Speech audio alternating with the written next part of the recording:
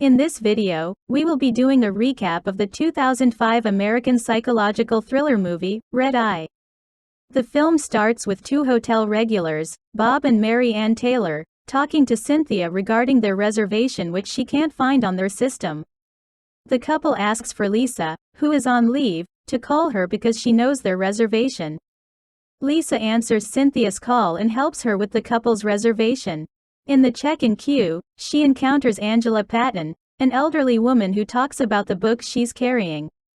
When the woman introduces herself as a fan of the author, Lisa offers the woman to take her book claiming to have already read it.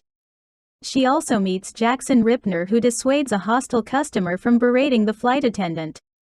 Lisa finds Jackson charming. The two meet again in the bar. They talk and drink before the flight which was delayed due to weather. On board, Lisa is surprised to see Jackson is on the seat beside her. They converse for a few minutes while everyone is getting ready for the takeoff. The captain makes his announcements for their red-eye flight to Miami and for the flight attendants to secure the cabin while Jackson checks on his watch. Just as the captain said, they're going to have a bumpy flight, but Jackson doesn't stop from asking Lisa about her family. The captain announces that they have passed the worst and warns that they may hit another turbulence. Lisa thanks Jackson for distracting her during the turbulence, but he said that it's not what he's doing but concentrating on her and his father. Lisa smiles at him and asks what he does. Jackson changes into a character she never anticipated. He tells her that he is a terrorist agent working for an organization that wants to kill Charles Keefe, the Deputy Secretary of Homeland Security for the United States, and his family. He explains to Lisa that she is important to their plans, being the acting manager at the Lux Atlantic Hotel, where the Keefe family will be staying. Lisa refuses to cooperate, but Jackson threatens her that he will send a hitman to assassinate her father Joe at his Miami mansion if she doesn't cooperate. She presses the button on her seat, but Jackson asks her to check her dad's wallet first, which was taken by his associate on his father's desk. Jackson asks Lisa to call her assistant using the in-flight phone and tell her to change Keefe's room where they will be staying. She needs to change from the inner room 3825 to suite 4080, which overlooks the bay.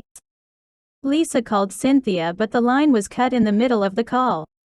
Lisa tries to deceive Jackson into thinking that she is following his plan. Jackson caught her and continued to converse with her while waiting for the line to come back. Lisa tries to find a way to save both Keefe and her father. While Jackson is helping someone with the luggage, the old woman whom she gave her book to approaches her and asks to write some things on the book. Jackson sees what she is doing, so when he returns to his seat, he bangs his head to her and becomes unconscious. He puts a pillow under her head to make it look like she's sleeping. Jackson takes the book back from the old lady before she sees the message. Another attempt Lisa makes is by going into the toilet and writing on the mirror that there's a bomb where Jackson sits. She opens the door to leave, but she is surprised to see Jackson standing in front of her. Jackson sees what she writes using the soap and pushes her back. He closes the door, slams and chokes her, then he wipes off the message on the mirror. Jackson warns her not to take chances with his father's life. Back on their seats, Lisa calls Cynthia again and tells her that they can't put Keefe in the booked room due to a water valve in the master's bath being fixed. At the hotel, Keefe arrives with the Secret Service escorts. Cynthia meets them at the lobby and she informs the agent that they will be putting them in suite 4080 due to plumbing problems in room 3825. The agent informs Keefe that they will be switching rooms. Keefe agrees because Lisa approves of it and orders to clear the room. Back on the plane, which is now getting ready for landing, Lisa checks on her pen hidden on her legs, which she stole from a male passenger. At the hotel, the Secret Service agents are still checking the suite.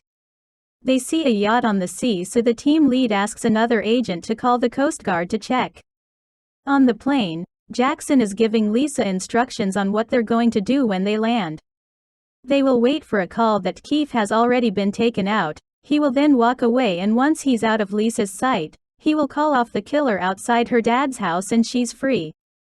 As the plane lands, the Coast Guards are on board the yacht to inspect and leave.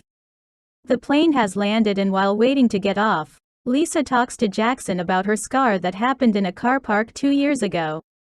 It was in the middle of the day. A rapist was holding a knife to her throat, and since then, she convinced herself that it's not going to happen again.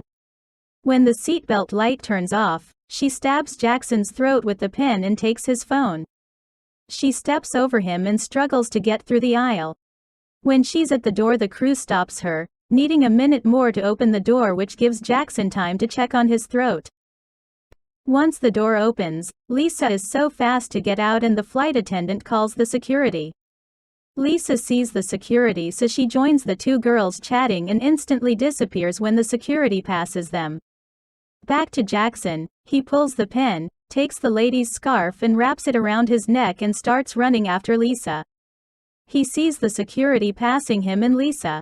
Lisa was watching over the security in the area and saw Jackson looking at her.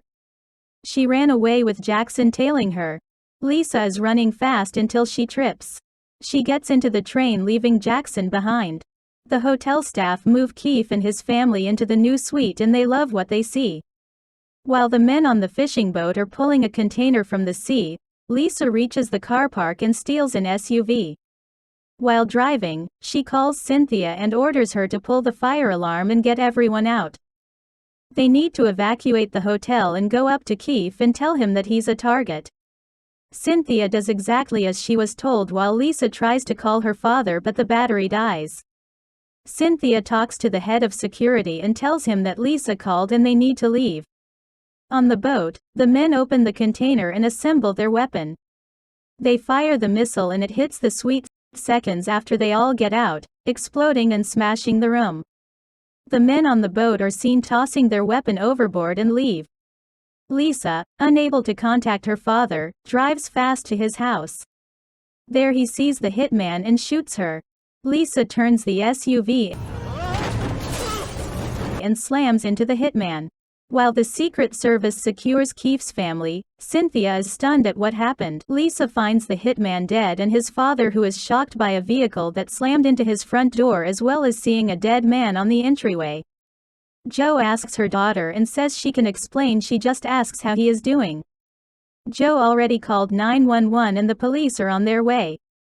Lisa calls Cynthia again. Cynthia confirms that everyone is fine, including the Keiths. Lisa is now getting ready to leave, but she sees Jackson standing in front of her. Lisa calls her father, but Jackson knocks him out. Lisa rushes to her father to see if he's alive. Lisa teases Jackson that he fails because everyone is alive. Jackson tells her that he will finish the job, but Lisa assures him that it will not happen in her own house. Lisa throws things at him and when he gets closer, she kicks him and he rolls down the stairs.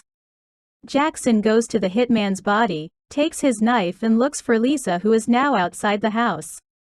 Lisa gets the key to the back of the house under the mat and enters the kitchen and checks on his father.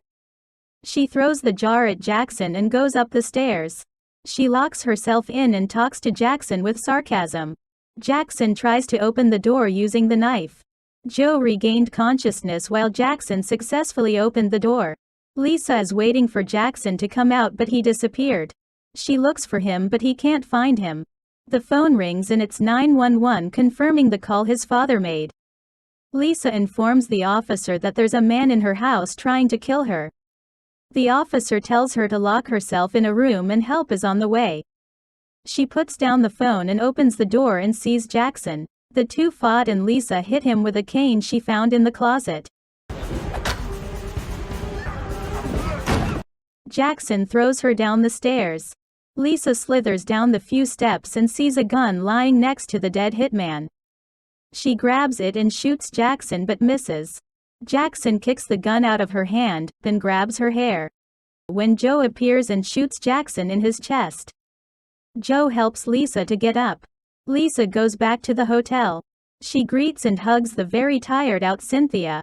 She is happy to tell Lisa that everything went well when she was gone except from the very recent one. Lisa commends Cynthia and they hug again. Mr. Keefe is thankful to Lisa and Cynthia and expressed his gratitude before he left.